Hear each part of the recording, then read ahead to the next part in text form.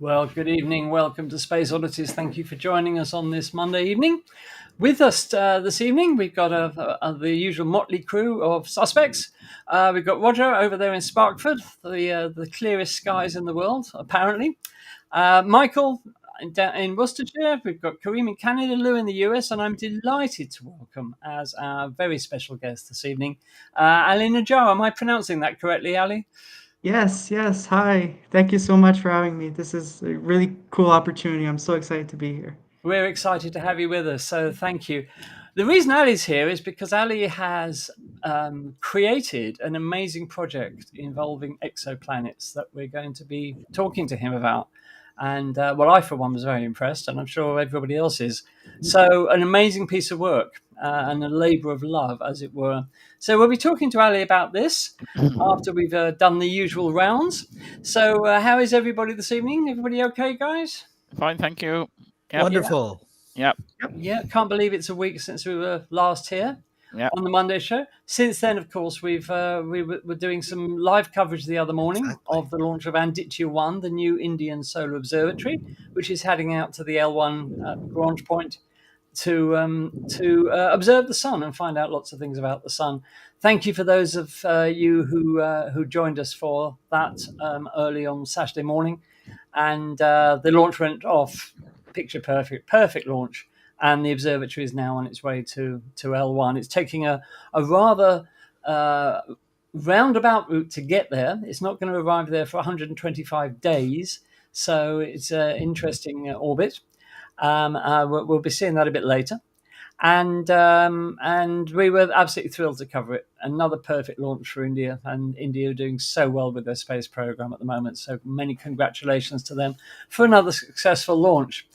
Many thanks to those of you who continually buy us coffees and keep our caffeine levels up here at Space Oddities, which is an absolutely vital thing to do, because he's disappeared already. I see, I'm looking at his name and he's gone. So let's just see if he's ready to come back. Daz is the resident Scarlet Pimpernel of Space Oddities. They seek him here, they seek him there, and there he is. So how are you, Scarlet? I'm lovely, thank you. I'm lovely, thank you. Opinion, but how are you? Yeah, I always get knocked off. It's that video at the beginning for some unknown reason. More like Scarlet O'Hara. Doesn't like me. Okay.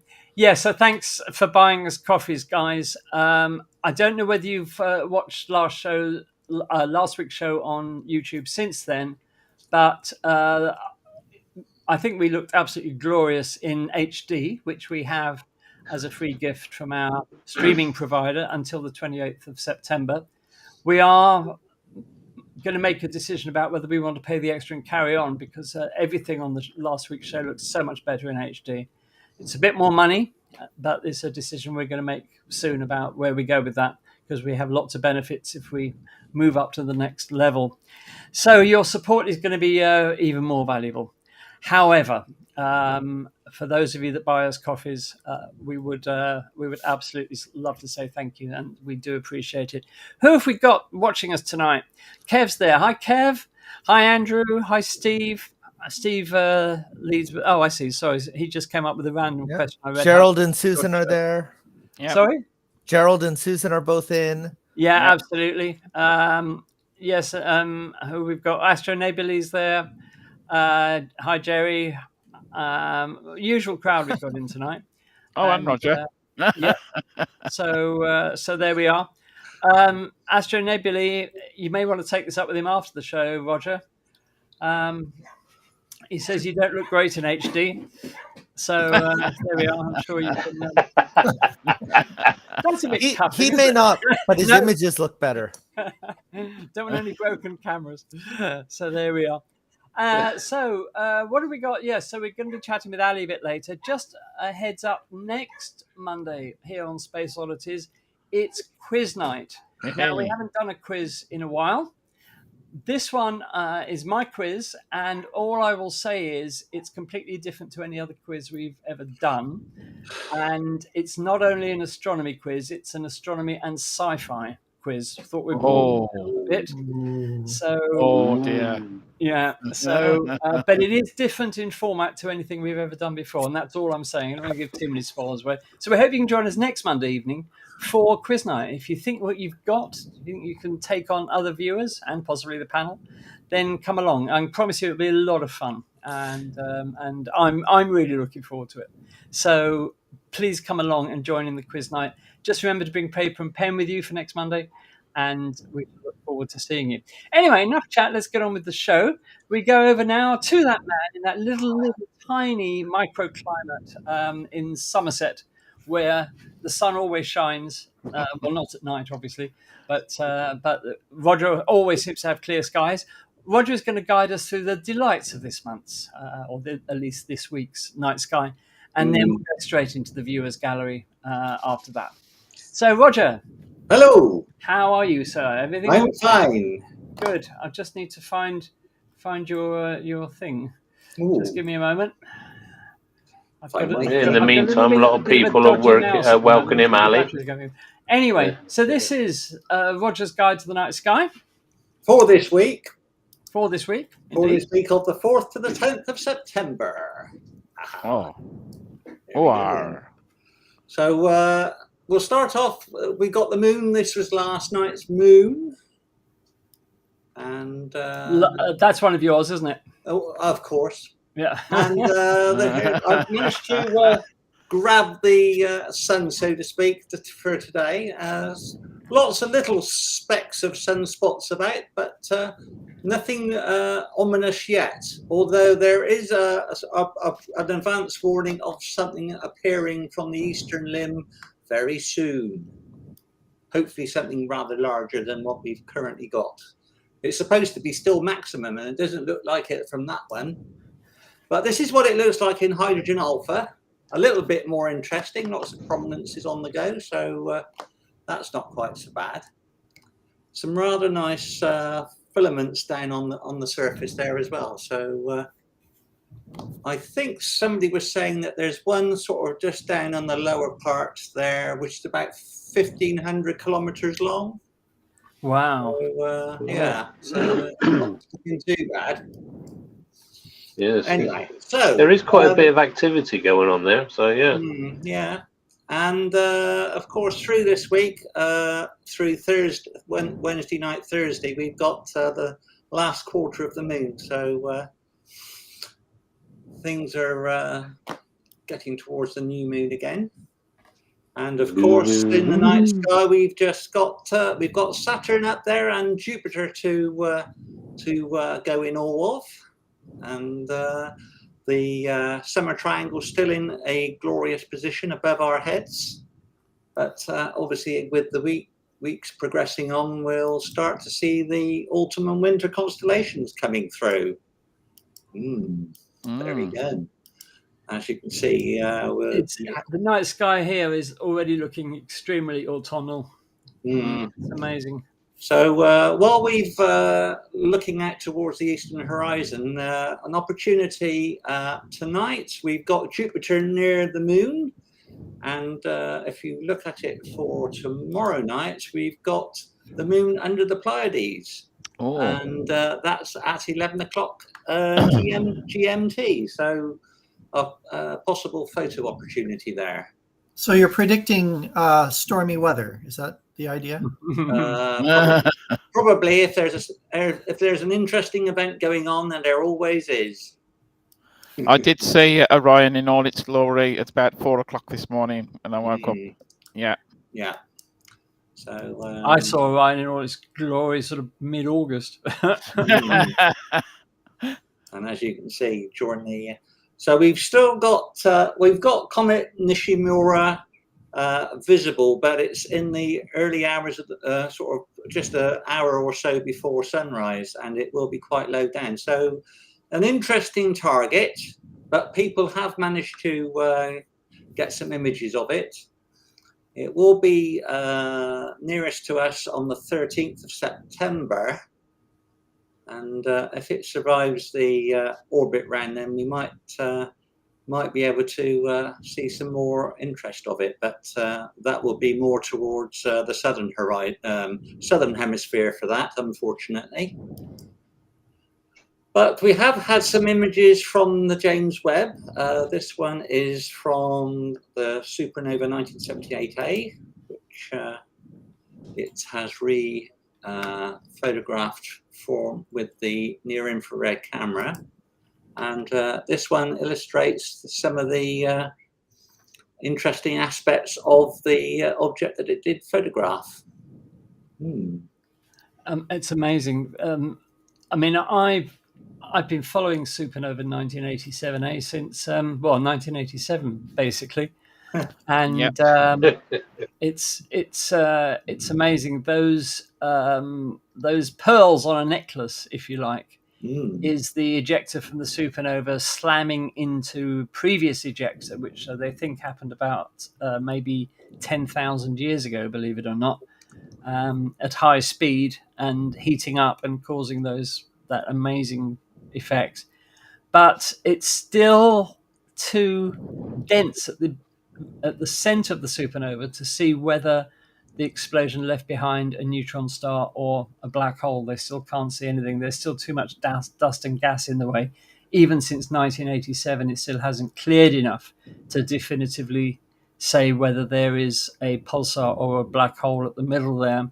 There was, about 2 years ago, I think 2 or 3 years ago, there was the tentative discovery of an infrared source right at the center, which seemed to indicate a pulsar. But that doesn't seem to have been confirmed by anybody else. But it's an amazing sight, whatever. Okay. And there's also been I couldn't find a large wholesome picture of M51, but this gives a comparison between the James Webb and other observations of it to give you a comparison of how much detail there is from the James Webb as opposed to what the Hubble can see. Yeah. Absolutely amazing. I should point out that the James Webb image is the one in the middle. Yes. Yeah. Absolutely amazing. The structure that the JWST is seeing in these galaxies, it's unreal. Oh, yeah. Really, really. Very. Yes. Okay. So, on to part 2, which is the gallery. We have a few images this week, and we have the usual suspects putting in their contributions. This one from Jerry DeLay, which is the Eastern Veil, with his Esprit 100 telescope, 26 5-minute exposures with his L Extreme filter. And here we go. Wow. Beautiful. Quite an interesting one. Jerry put one in of the Bat Nebula, which is the sort of the left-hand edge. I've rotated it around so you can see it in a better detail here. So you can see it. Yeah. And then we've got this week. We've got the full version, so to speak, of it, which is amazing. Very, very colours in there, very nice really vibrant. And then we have one from Lee of Jupiter. From 4 a.m. in Cornwall with his little Sky Max 90mm, 5,000 frames at 3 minutes 20, best 20%. So he's going to have another go because he's not quite sure about the effects that he had with his image. But here is the image. Lovely. Oh, look at that. And you can see the great red spot almost in the middle there. Yeah. On the lower part. That's lovely. Well done. Very good. Very good. I love the detail on the spot. That's gorgeous. That's lovely, isn't it? Well done, Lee. Indeed. Well done, Lee. And one from Jerry of the Pac-Man in Cassiopeia. Oh, haven't seen this one in a while. No, I've not done this one at all yet, but this is one with his 6-inch Ritchie-Chrétien telescope and 35-minute exposures with the usual equipment that he does, and this is what he's received to show us. Look at that. Interesting colours there. Beautiful. Oh, wow. Beautiful. Yeah. Don't see a Pac-Man, though. No. suppose you have it's from a distance, obviously, that it looks like a Pac-Man. Yes, allegedly. Oh no! Oh, Right. it's him again. Oh, It's him him again. again. Yes, I'm Oh. afraid so. The Wizard Nebula. This is a narrow band image of 13 hours, which I've attempted to do. It's not as good as Jonathan and Rachel's, but it's a start. And here it is. Oh, look at that. I love the humility. It's gorgeous, Roger. Take credit. It's awesome. Yeah, it's wonderful, Rog. I prefer Rachel and Johnny's to this one, so I'll have to work on this a bit more. But I mean, I'm only just doing some early stages for my narrow band, so I'm still learning. It's 13 hours, you said.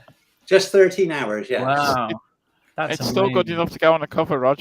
Oh right. Yeah. That's still good enough for a T-shirt, Rog. Oh Okay. yeah. I think if I took the entire year, I might get close to 13 hours of clear skies. Anyway, and this is my effort a couple of nights ago with Jupiter and Saturn. Wow. Did you get them that close together? Beautiful. Oh, weren't you aware of them? No. Oh, right. Wow. They were aligned. Mm. They certainly were. Yeah, I've This managed is the to Roger conjunction. enhance Tethys on the Saturn image. Oh a yeah, little bit. Tethys is there. Yeah. Yeah. Yeah. And you've got even got the right camera Mm. for the object. Yeah, Yeah, definitely. yeah, yeah. So Very nice, Roger. Very mm. nice. Did you put something in front of your camera for this? Are you taking it on just a straight focal plane with a Barlow? No, these were all native focal length, which was 2700 millimeters. Wow, that's very nice. No Barlows or anything like that. No trickery involved. It's I mean the Maxitov 7-inch that these were done with is a f15 anyway. So you start putting Barlows and stuff on, you're really going to get a lot more light loss, unfortunately, and you really need good clear skies to be able to get the definition using a long focal length like that. So. And your Saturn was just 1 2-minute video. That's it. Yes, it was. Because that's gorgeous detail in the rings. Like the Cassini division is clear, but you can see the hints of the other division and the inner part. The lessening of the density is clear. Yes, you can start to see a hint of shadow now. It's past opposition on the left-hand side there. Yeah. On the ring there. So it's just starting to show now. Really good, Roger. Yeah. So I'm going to have another go tonight and see if it's any better. But it was very bad seeing last night. It was very wobbly. On the right-hand side of the rings, I know it isn't, but it looks like you've got a little spherical moon there. Do you see? Yes. It does look like it's, but that wouldn't be pan right now, would it? No, the pan. There's no way you could see it. A little shepherd moon. Yeah. And well, that's Spark for skies for you. Yeah. Oh. Yeah. Go on, rub it in. Why don't you? All right. Yeah. Okay. Yeah. That's what we have for the gallery. You've just given Lou ammunition. Very good, Roger. Yeah. Very good. You said, Roger, we're at maximum with the sunspots at the moment in the cycle. Oh. Well, I'm on the NOAA dashboard at the moment, and we seem to have peaked about a week or so ago at 160, but there's now been a big tail off. And of course, it was predicted that the cycle should peak in 2025, but now they reckon it's going to peak the end of this year. But we could possibly expect another peak. There may be another, because it's dropped off quite dramatically. It's down to nearly 120 now. So there has been quite a bit of a tail off, and maybe we are going to have a short cycle this time. So it's just at the peak we've got at the moment is probably about 15 or 20 more sunspots at the peak. So from last time, and they reckoned it was going to be a small cycle this year. So yeah. So it's we could expect another peak, but it seems to be dropping quite fast now. Yeah. Look Indeed. at the past cycles. There can be quite a bit of variation in the numbers. Yeah, so that's what I'm looking at now on the dashboard. You can see the we seem to be roughly on par with cycle 24, but before that there were 3 cycles that were quite a bit bigger peaks, but they were in declining. So it's all interesting stuff. It's all, so watch this space. Yeah, and as you said, Roger, there is something coming coming off the limb soon, so should be interesting. Yeah. I will share it if it comes round. But people should also keep in mind that since we're coming close to the equinox, the aurora are going to be gorgeous over the next few weeks. I know there's a lot of excursions and outings to watch, so maybe we do a gallery of aurora pictures from our audience and have them submit their night sky viewing of the lovely northern lights. Yeah, because we got the galactic core now just about to disappear now, and then we go into aurora season. So something after another. Yeah, isn't life wonderful? Anyway, we'd like to thank you all obviously very much for continually submitting your image to the gallery. We do love looking at them, and Ali, we're always saying here with the gallery that often it's difficult to tell the difference between these amateur images and the ones you see from big telescopes. It's sometimes it's you know, they were beautiful, all of them. Yeah, amazing. Because the technology for astrophotography has come on so well. And it's not, and also, of course, the ability to do it used to be such a steep learning curve, but more and more people are getting involved because the technology is getting so much easier to use, I think. Would you agree with that, Rog? Yes. Yeah. If it's idiot proof, I can do it. There you are. Even Roger can do it. So there we are. There's hope for everybody. If you would like to send your images into the gallery, you can email them to us at spaceodditieslive@gmail.com. That's spaceodditieslive@gmail.com. Please put gallery entry or something similar in the title of your email so that we can spot it easily. And also 1 image per email, please, because it makes it a lot easier to sort out if there's just 1 image per email. So thank you very much indeed for that. Okay, right, on to tonight's main feature. Which don't look so scared, Ali. Don't worry.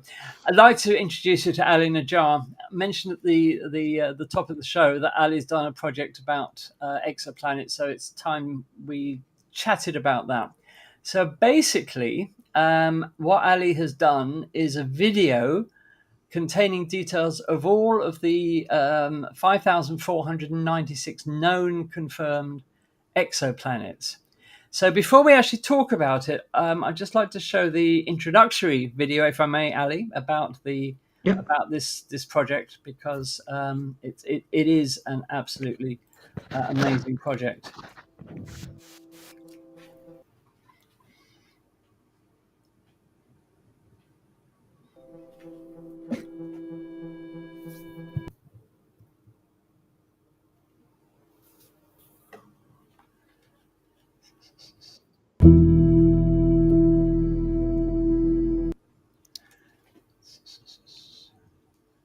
Is that frozen? Looks like it. It does, doesn't it? Yeah. It keeps freezing.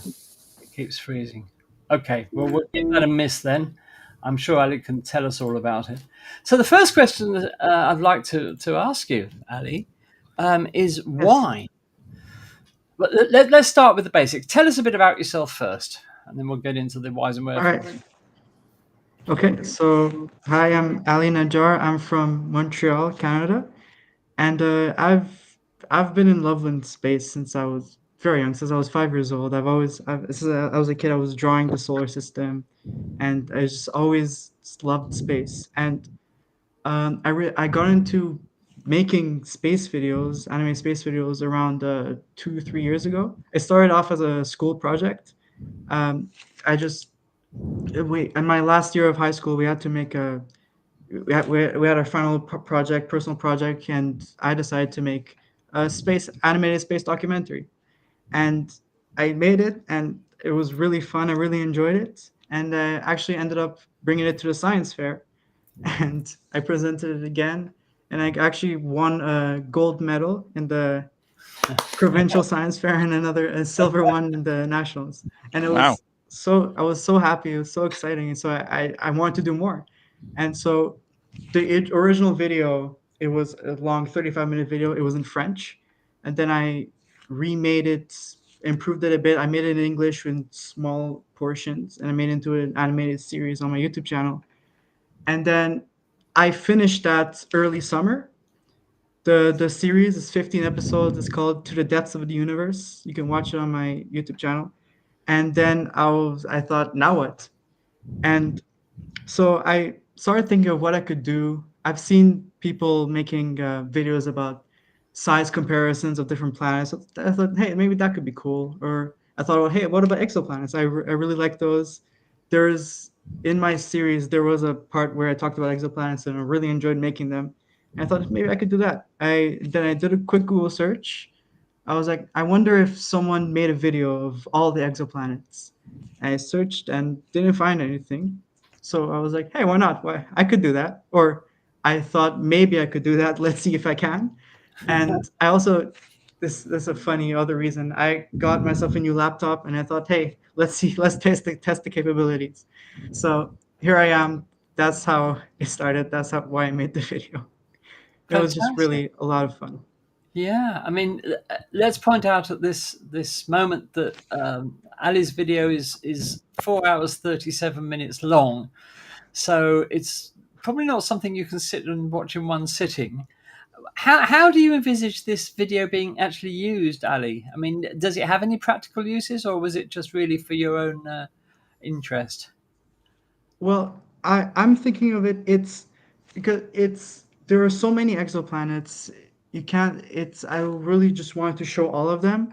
It's not something that you can really watch for entertainment because it's just planet after planet after planet after planet. For everyone, it's going to get boring. But really, my goal was to create some sort of video database, a visual way of collecting all the exoplanets in one spot, and just having a look through them. You can scroll through the video, go on this um, random timestamps, see what's over there, see what planet you're seeing. I'll also have timestamps in the description for some unique or cool planets that I have. So it was really just a way I just wanted to compile everything into one video, one spot where you can see all of them. And just Amazing, be amazing. amazed by the amount of planets there are. So when you were putting it together, did you have to do all of that manually for all 5,496 planets, or was there a way of automating it? So if I were to do everything manually, it might have taken a bit more than a summer, Yeah. and there would have been a lot of mistakes. So basically, my best friend was really just the NASA exoplanet archive. I Over there they have a list of all the exoplanets, all confirmed ones, all the details we have about them, how far they're from their star, how far they are from Earth, and the length of the one orbit around the sun and around the star. And so I just got that data, processed it, and put it all into an Excel sheet, and then I wrote a script that can go into video editing software and just place these one by one into a 3 second for 3 seconds, and then just put them one next to the other. So obviously there was a lot of troubleshooting, and some things I had to do manually, especially those there. I think there were 20 special exoplanets I put in the timestamps. Those I touched them up a bit more, but really it was just a lot of coding and scripting to automate the process, and it was a lot of fun. So how long did it take you in total? I started So when I started, there was 5,470 exoplanets. And that was around beginning of July, and then this got uploaded towards the end of August, so a month and a half around. Wow. And what's annoying is that the day I published it, there were 6 new exoplanets on the NASA website. So from the start, my video was it wasn't accurate anymore. That's But that's okay. So, do you have any plans to keep updating it, or is that it? Have you had enough? I mean, it was tedious at some points, but maybe in 5 years when I get an even better laptop, maybe I can make it all 10,000 or 15,000 exoplanets. I might do that. But for now, I think I'll let it rest a bit. I don't blame you. Because I suppose, it's a valuable document, if you want to put it like that, for people in the future to look back and say, this is what we knew in 2023. So I think it does have its immense value in terms of just the history of science, if you like, because they'll look back in just 20 years and say, oh, they only knew about 5,496. We know of 100,000 now, or however many it is. Such is the acceleration of this. So anybody got any questions for Ali? Before we ask questions, I actually want to point out that here in the Montreal area, there's an Institute for Research on Exoplanets, and they do this wonderful outreach work where they have younger kids kind of envision their own exoplanet system and try to draw it and color it. And they are planning on working with Ali to get some of the printouts that he's created of the characteristics with the artist's images to inspire the kids, but also to run the loop of 4.5 hours in the background of their kiosks whenever they hold their large events. So they're planning on actually using this for outreach. It's perfect for outreach, isn't Brilliant. it? Absolutely. That's brilliant. Yeah, I'm really happy. All younger kids can see this. It really makes me really happy. By the way, viewers, if we haven't pointed this out already, Ali actually used to be a student of Kareem. They are well acquainted, these two. So Lou, you're always extolling the virtues of the NASA Exoplanet Archive. Do you have any questions or observations? Well, it's up to date always, and I think what occurs to me is that almost all the huge majority of these detections are made by transiting extrasolar planets. So that means that the planet has to be orbiting in the plane as we see it. And the bigger the planet and the closer the orbit, the more likely it is for us to detect. So I think as new methods become available and more accurate instruments and so on, I think being able to look beyond transiting detection methods, we're going to find many orders of magnitude more. And you're going to have your work cut out for you, Ali. I don't think you should take a job just yet. If you have, I think you need to focus your efforts on this. And of course, all of the new mission, the tests, right, and all of the new and improved detection satellites. It's going to be quite amazing. It is. We've got a few lovely comments coming in for you, Ali. As you can see, Derek wants to know what is the frequency of finding new planets per week? What I noticed was they like to send them out one shot. So when I started, it was 5,470. It took around 2 weeks, and then suddenly 13 more appeared. And then around 2 or 3 weeks later, 13 more appeared again. And then the next time it appeared, it was the moment of publishing, and I decided not to do those. But yeah, they upload them in like chunks. That's what I noticed, at least. It's almost around a planet a week, a planet a day. One of the neat things is a lot of it comes from the citizen science confirmations. So once the confirmations come from a specific project, they publish it in these batches to the peer-reviewed articles, where these ones have now they've received enough confirmation that we can safely say that this wasn't any sort of a transient effect that we had seen. It really was a transit exoplanet. Yeah. Can I ask you, Ali, what's your idea for a career when you finish studying? Sorry? What do you plan on doing as a career? As a career. Right now, I started university. I'm going into bioengineering. So one thing about me is that I love space, but I don't only love space. I actually love everything. So bioengineering, it's really a program that lets me do biology, chemistry, and it's engineering, so I can do physics and math, and there's even computer science. And so I love all the fields. That's why Right. I'm going into Fantastic. that. So Sammy in the chat would like to know, once things were automated, how long did the script run? Okay, so there were 2 phases of automation I had to do. Actually 3. Well, the first one was get all the data, process it properly, make it look nice the way I want it. And that was pretty fast. You can do that pretty quick with code. Then generating all the models in a 4.5 hour long sequence. It took a couple. I let my laptop running overnight, so it took a couple nights to do.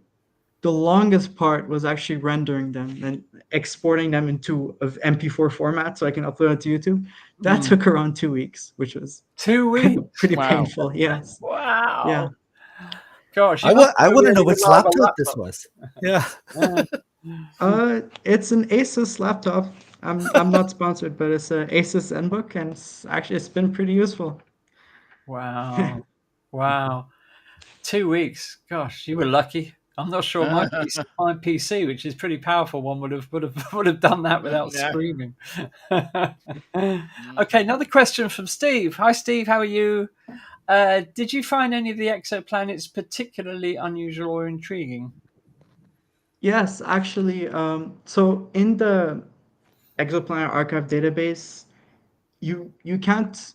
It's just a bunch of numbers, so you can't really tell if a planet's unique or different from the rest. But I did my own research on NASA's incredible exoplanet website, and they have a lot of unique exoplanets that they have linked here and there. And I found those exoplanets that I rendered in my video, and then I added comments to them. So there's around 20 exoplanets that in my YouTube video there's linked in the description there's timestamps for these exoplanets that I found really interesting.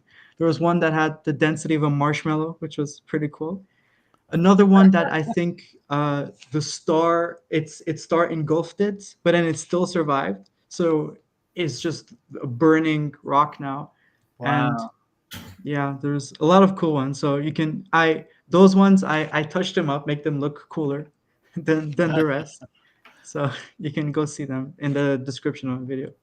Have you seen or had a chance to play with the also NASA JPL product called Eyes On Exoplanets? Yes, I did. I had a look at it. It was really fun. I spent too much time on it. Ah, yes. Yeah, me too. I love the Eyes On series. They're really well done. There's so much useful stuff in there. Okay, well, I think we'll have a break now. Give Ali a break, and I think we'll go over to the news because there's some great news this week. Various things, as always. So just bear with me 1 second, and we will go over to the news. Okay, so the news this week is, first of all, we did play you a video last week about the dynamics of the sun and the Earth at the South Pole of the Moon. Unfortunately, there was a big problem with the sound and nobody could hear it. The sound on the original wasn't great, but I've cleaned it up as best I can. So to say sorry for the appalling sound on this last week, I thought we'd just play it again. It's only 2 minutes. So basically, it answers the question, these craters at the lunar South Pole that are in permanent darkness, why is that exactly? And what goes on with the sun, the moon, and the Earth at the South Pole of the moon? So let's give this a go. I'm Ernie Wright. I work in the Scientific Visualization Studio at NASA's Goddard Space Flight Center. We're looking at a computer model of the view at the South Pole of the moon. This is like a time-lapse to show the motion of the sun and the Earth and how the shadows change over time. Things don't rise and set in the usual way here. The sun travels around the horizon, never getting more than 1.5 degrees above or below it, so there are always these long shadows. And from here, the Earth appears to be upside down and rotating backwards, but that's just because of our point of view. The Earth doesn't move much in the moon's sky. It's always in roughly the same place, just sort of bobbing around. That's true everywhere on the near side of the moon. It's a consequence of the moon always pointing the same place for Earth. It takes about a month for the sun to make a complete circuit around the horizon, and every so often, It'll pass behind the Earth, creating an eclipse. I've slowed down time here a little so that it's easier to see. On Earth, that would be a total lunar eclipse, the moon passing through the shadow cast by the Earth. But if you're standing on the moon, it's an eclipse of the sun. The terrain at the South Pole is especially rugged. The rim of Shackleton craters in the foreground here, and the mountain off on the horizon, unofficially known as Mons Malapert, is about 85 miles away. Shackleton crater is about 13 miles wide. Not quite as wide as the Grand Canyon, but it's twice as deep. Sunlight never reaches the crater floor, so temperatures there are around 300 degrees below 0 Fahrenheit. This model of the terrain is made possible by Lunar Reconnaissance Orbiter, which has been mapping the surface of the moon from lunar orbit since 2009. LRO's maps will be incredibly important for exploring the moon and locating water and other resources there. So there you are. So that's exactly why there's a lot of craters at the lunar South Pole are actually in permanent darkness. It's a weird dynamic there, as you saw. And so we move on to the news from Chandrayaan 3 from the surface of the moon. It's been an amazing week. Don't forget they're up against time at the lunar South Pole because lunar night is encroaching. Now they are expecting that obviously the rover and the lander are going to drop to temperatures of probably lower than minus 120 degrees C. They are trying to put together a plan to wake it up again at lunar dawn, which will occur around September the 22nd. They're fairly optimistic that if all goes well, then they can revive both the lander and the rover after lunar night. But this has never been done before, so nobody really knows what effect those cold temperatures are going to have on the rover and the lander. Here's a lovely image of the Vikram Lander taken from the rover. Beautiful image of it sitting there on the surface of the moon.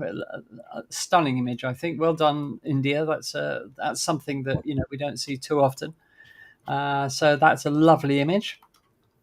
Here's another image of the surface of the moon, and it says the path retraced by the rover.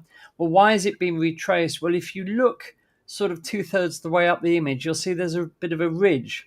And the rover, which can never be more than 500 meters away from the lander for communication reasons, trundled to the edge of this ridge. And when it got there, it found this big crater. So it had to retrace its steps back towards the lander because it was the autonomous software on board spotted it, luckily, so it didn't drive straight into it. But obviously that path led nowhere, so it had to come back again. It's a fairly big crater there, as you can see. The rover has also measured the temperature of the lunar soil, or regolith, down to 10 centimeters under the surface. And here's the graph from it. And as you can see, it's quite a steep decline in temperature. This is actually much steeper than what had been forecast. Also, the temperatures at the landing site itself are higher than they thought what might be there towards the South Pole of the moon. So you've got higher temperatures at the landing site, but also the decline in temperature with depth is quite dramatic, and it's actually it's a steeper temperature gradient than expected. The lander has got a probe that it put 10 centimeters down into the lunar regolith, and this is a much steeper gradient than we see on the Earth, for example. So scientists have got their job cut out there working out why exactly that is. So the elements that have been discovered in the soil are the ones that we already knew were there. That is oxygen, silicon, aluminium, calcium, iron, and titanium. We knew from previous missions that those were already there. About 99%, in fact, of the lunar soil or regolith consists of those elements. And there've been some additional ones that have been discovered. Manganese, chromium, and sulfur. Sulfur is quite interesting because then you have to ask the question, is it indigenous? Does it come from meteorites? Is it volcanic? Where does that sulfur come from? The fact that there are fairly large quantities of manganese and chromium just laying around as well shows that, you know, the moon is really ripe for mining with all these minerals laying about. But interestingly, no sign yet of the hydrogen that would indicate the presence of water ice in the regolith, which is what everybody was hoping both the rover and the lander in some way or other would discover. So there's no sign of that water at the South Pole yet. Unfortunately, now the Pragyan rover has been put into hibernation mode, ready for the onset of the lunar night. And as I said, they're going to try and revive it on the 22nd if it survived. Let's hope it does, and that it can carry on its work. Because if it could find that hydrogen indicating the presence of water in the regolith of the moon, that would be a huge direct discovery. We know it's there. There can be very little doubt that it's there, but as yet they haven't actually directly detected it. So the Vikram Lander soft lands again. So the Vikram Lander has something pretty distinctive about it. It's actually the first lunar lander to land twice on the moon, because I think only yesterday, it did a hop, which nobody was expecting. It hopped about 40 centimeters into the, I won't say the air, upwards, and came down again about 20 or 30 centimeters from its original position. There you can see the blast from the rocket engines as it lifted itself off the ground.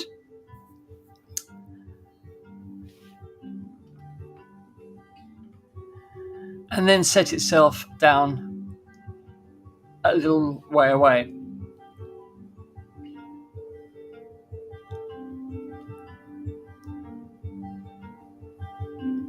So the question is, why did it do that exactly? Well, it was an experiment for future moon missions to see whether the technology could make the lander hop, which they can use in other space vehicles. So that was a very successful test. They checked the lander out afterwards, all systems working perfectly, no damage whatsoever. So that was an unexpected experiment from India. Well done, guys. Talking of ISRO, the Indian Space Agency, the end of next year, they're planning to launch 3 astronauts into orbit. And they've been busy testing in August the main drogue parachute for the space capsule that the astronauts will be flying in. And they did this using a rocket sled. These sorts of tests are always fun to watch. So here's the test of the drogue parachute from the rocket sled facility.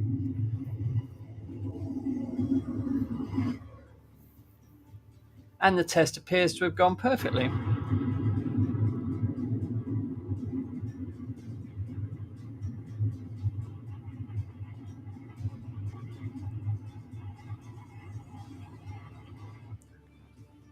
And here's the mortars firing when they actually ejected the parachute from the rocket sled.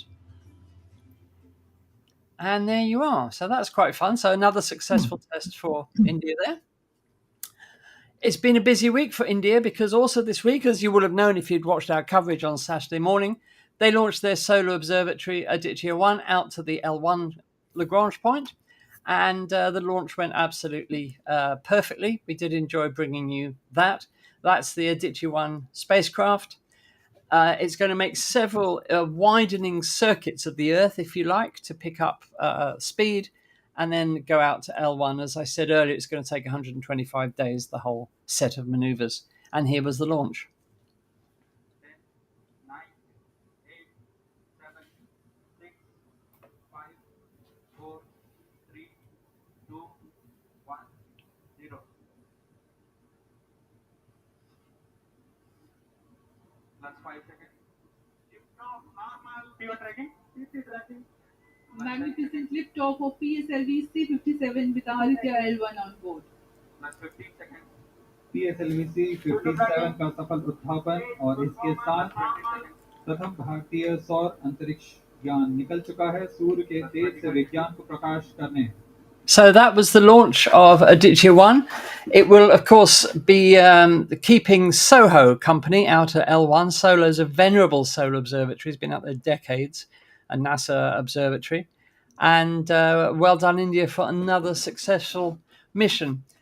And not so successful mission, of course, was Russia's Luna 25. Here's the crater that it made on the moon, as imaged by the NASA's Lunar Reconnaissance Orbiter. This was where Luna 25, the ill-fated Luna 25, ended its days, unfortunately. They reckon the crater is about 10 meters wide, and it crashed into the moon as the result of its last orbital maneuver, basically not being able to shut the main engine down, and the burn went on for far too long, accelerating the probe into the surface of the moon and causing this crater, as you can see, which was very sad for all the scientists and engineers involved. Okay, now here's an interesting story. Astronomers have been able to measure the size of a black hole accretion disk for the first time. These accretion disks surround black holes at the center of galaxies, similar to the ones we saw around the M87 black hole as imaged by the Event Horizon Telescope. These structures around black holes are very, difficult to evaluate and measure, but they managed to do it. And this is in a galaxy called 3ZW002. It's a spiral galaxy about 1 billion light years away. And let me just show you how it works. As that accretion disk around the black hole spins, some of the material will be going away from us and some of us will be coming towards us at any one time. And at the edges of the disk where you see the rotation, you get a peak of in brightness due to certain elements. And the two elements they've been looking at are oxygen and a type of hydrogen. And what they found is very interesting. Now, on the left here, you have the oxygen emission lines. And on the right, you have a type of hydrogen emission known as Passion Alpha. And you see the spikes there representing the edges of the accretion disk. And this has enabled them to carry out measurements of the accretion disk. So here's an artist's impression of a typical accretion disk surrounding a supermassive black hole. And what they found out is that the oxygen emissions are coming from 18.8 light days away from the black hole itself, whereas the hydrogen emissions, the Passion Alpha hydrogen, is coming from somewhere slightly closer, only 16.8 light days from the black hole. And this has allowed them to make several measurements about the size of the whole structure. Don't ask me how, it's intensely mathematical, but they've come to the conclusion that the whole accretion disk is about 52 light days in diameter. Now, if you want to put that into some sort of context, that's about 30 times further than the furthest object we know of in the Kuiper belt at the edge of the solar system. So this is an absolutely huge structure. But more than that, they've also been able to measure, not with an incredible degree of accuracy, but they've been able to measure the mass of the black hole, and it comes out at between 400 and 900 million solar masses. So this technique holds great promise for the future for making measurements of these accretion disks, and this is actually a first. But that accretion disk of 52.4 light days across is absolutely huge, of course. And lastly, for the news this week, we have a beautiful picture of the construction of Europeans' extremely large telescope, the ELT in Chile. Beautiful image taken of the ELT at sunset against the sun. You can even see some sunspots on the sun there. And it really illustrates how far the project is developing. They've got the, if you like, the superstructure for the dome up now. And they're expecting or hoping to see first light in around 2026 or 2027. So there you are. That's the news for this week. I hope you enjoyed that. Lots going on this week, as always. So there you are. The black hole measurement in particular is really interesting, I found. It's really interesting how techniques are improving from measuring the size of these structures, which are at a distance of 1 billion light years away, not easy to do. So there we are. Okay, hope you like that. How are we doing in the chat? Everybody okay out there? Andrew Weller says India are killing it. They certainly are. And Steve says, is the rover within striking distance of any permanent shadow areas? I don't think it is. I don't think they wanted to get too near to those big craters. So I think it's away. And one of the interesting things is that because it's a solar panel rover, it has to shut down completely, pretty much. I mean, they did store up as much energy as they could, but it's not going to be like Changi 4 on the other side, where it can just kind of keep going. And No, I'm exactly. curious if the devices, if all the instrumentation is going to survive a lunar night. Yeah. They're sort of cautiously optimistic about it, but this has never been tried before, so we don't know. But the fact that the lander can never, the rover can never go more than 500 meters from the lander means it can't really wander off too far looking for these big craters. Except now the lander can hop along behind it. Yes, indeed. I wonder if they'll be hopping it again, because that came completely out of the blue. That wasn't in the flight plan. Yeah, amazing experiment, but lovely video. So I'm a little surprised that there's so much uncertainty about the spacecraft lasting through the lunar night. I mean, they certainly must have done their thermovac tests. Yeah, you'd think so, wouldn't you? They did, but so what I was reading, there's two parts to this, because one part is the fact that their mission plan, the duration that what they were aiming for was 1 lunar day, so that's already exceeded. So anything that happens after this is gravy. But from what I understand, they're not sure of the way in which the cosmic radiation in the cold temperature combined together will affect the solar panel's capability of holding energy. Yeah, that's true. Yeah.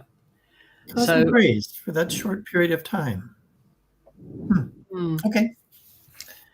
Interesting. It'll be 18 days, so we'll we'll know for sure in 3 weeks. Yeah. Well, it's longer than I would have survived, so I'll give them that. Yeah. I think it'll keep people watching the mission, if nothing else, just to see if it's so that's a plus. That's a plus. Yep. So there you are. Okay. Glad to see you all still with us in the chat. So Ali, are there any other projects that you've got your eye on that you were burning to have a look at, to do? Well, for now, I think I'm taking a break. I'm gonna focus on school a bit, and I'll be honest. The 2 weeks of rendering, it almost made me pull my hair up, but it's okay. Yeah, I'll take a break for now. But yeah, I honestly, as soon as I finished, I was already thinking, hey, what could I do next? It was, to be honest, it was really fun. So I'm thinking, what other really big project can I think of and waste my time on next time? Yeah. I understand. Well, what we'll do, we will put a link to your channel and the video in the description of this video, so everybody can go and have a look at the video. And we'd like to thank you very much for being with us this evening. Can I ask a question to Ali? We have a lot of educators and parents who are in our chat often. A couple of elementary school, a couple of high school teachers. You started all of this kind of out of just a passion. You weren't seeing this stuff in classroom. This was just something you wanted to learn more about. You made that video series for the science fair. Can you give any advice to, little kids or to the teachers for just promoting this idea of pushing your interest and going as far as you want with it, regardless of whether it comes for marks or anything else? Well, the way I see it is, whenever I want to do something, I do think to myself, will I have fun doing it? And what's really important. So the school project, I was like, what can I do that I will enjoy doing it? And I know that I love space, so I thought to myself, hey, I could do that. But before that, I did prepare. So I thought, so if I want to make a space video, I'd have to test out a bit. Will I like animating? So during the summer before that year, I started practicing a bit, trying to watch videos on After Effects and Premiere Pro. They're Adobe software that I use. So, and I did some, and I really enjoyed it. So really what's important is definitely it has to be something that the overall theme. It has to be something related to something that you love, and just if you're not sure you want to do it or not, just test the waters. Start a bit. If you're enjoying it, continue. If not, you can do something else. But as long as it's part of your passion, as long as it's part for me, if it's more space. And another project, it happens often to me when I get a creative project at school. I have a love and hate relationship because I'm like, yes, I could do it about space, but I'm also thinking, oh no, I'm going to spend too much time on it. But yeah, so even like a lot of school projects or personal projects, a lot of times I focus on what I really love, and that's space. So yeah, just as long as it's what you love, you'll enjoy it. Well, this is why we're all here, Ali. This is Yeah. you know, we're not doing this to become millionaires. Funnily enough, you know, we're here for the sheer love of it. We just love telling people about the universe, and that's why we're here. And you, of course, are welcome to come and join us anytime on Space Oddities. You can just drop in any Monday evening. You've got the link, Thank so you so that much. never changes. Yes. So you're more than welcome to come and sit with us on the panel anytime you feel like it. And obviously, we'd like to wish you all the best with your studies and your bioengineering, which obviously is an incredibly important discipline these days, and even more so every day. And you know, and of course we've got AI now, you know, influencing everything. I tell you what I did. You know that graph that I showed with the change in lunar soil temperature with depth. That was a graph. That's a picture, obviously. And I thought, I don't like the way it is. I'd like to reverse the line because it looks strange. It looked like it was going up instead of going down. I thought I'd like to reverse the line. But I'm too lazy to sit down with a pencil and write out the data from that graph manually and do it myself. So I asked Google Bard if it would take a look at the image and give me the table of data from it. And it did, which absolutely stunned me. It looked at not a graph, but an image of a graph and said, sure, here's all the data from that graph. And then I just regraphed it myself in Excel. Absolutely amazing. I didn't know that it could do things like that. And that's one of the great things about Google Bard. You can actually upload images and say, you know, do this with me or tell me this about the image or whatever. It's amazing. Anyway, Kareem has got to run now. So I think he's run off already. So thanks for him for being here. Thanks to everybody out there for being here. And we will be back next week. Now, don't forget, next week is quiz night. And bring your paper and pen. We're going to have a lot of fun next week. I can promise you a lot of fun. As I said, it's unlike any quiz we've done before. But I'm going to leave it at that. I'm not going to give you any more spoilers. I just want you to come and have fun. So, from all of us here at Space Oddities, we'd like to say thank you. Say goodbye, guys. Goodbye, guys. And thank you, everyone. Ali, so much for being with us. And as I said, Yep. you're welcome anytime. And the best of luck with everything. And we will put the full details of your channel and your video in the description. Yep. For when it's published tomorrow. So thank you for being here, and it's been great to meet you, and all the very best. Thank you, and for everyone that's here, if you know people that you think might be interested, you're free to share the video around. I would love that. It was a really fun passion project. I'd love for people to see it. Thank you, everyone. We will try and get as many people as possible to see it because it was such a labour of love, obviously, and it deserves to be watched. Yeah. So we will push it as much as we can, Ali, and well done indeed, because it was a great thing to do and unique, of course, because no, I don't think anybody's ever had the patience to do it before, even if they thought of doing it. Yeah. So there you are. If you have the passion, you can have the patience. Absolutely. That's true. We ought to put that on a T-shirt. Make a note of that. Somebody will put that on a T-shirt. Yeah. So there you are. Okay. Any panelists? Any last questions for Ali before we go? No question, but this work that you've done is amazing, and I hear you as you're just kind of dipping your feet into the well of what you want to be doing in life and how to spend your time. If you don't already have one, you should. You need a mentor.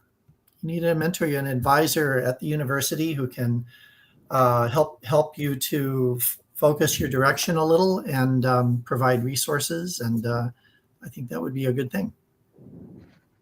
Thank you. Okay, then. We will see you for quiz night next week here on Space Oddities. Thank you for being here. Thank you to those of you who bought us coffees, as always. Have a fantastic week, everybody. Stay safe, take care of each other, and we'll see you back here next Monday. All the very best to everybody. Bye-bye, guys. Keep looking Bye, up. guys.